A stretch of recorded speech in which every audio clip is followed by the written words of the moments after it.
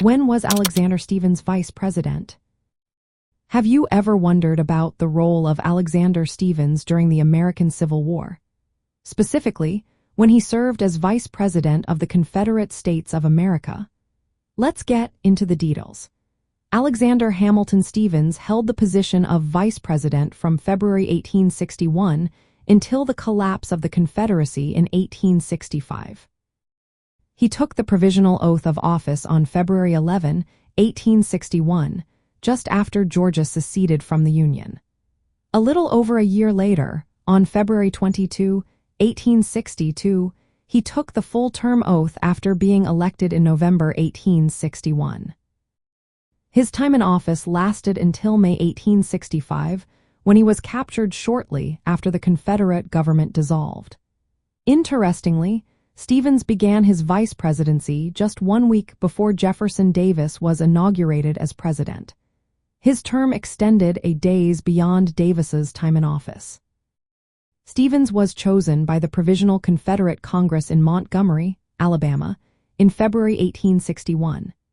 Despite his initial opposition to secession and his background as a former Unionist, he was selected to help unify moderate Southerners and cooperationists.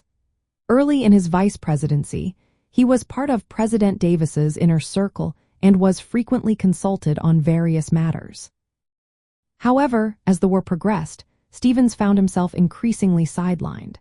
His lack of military experience and growing disagreements with Davis over states' rights and Confederate policies led to his marginalization. He is also known for his Cornerstone Speech, delivered in March 1861.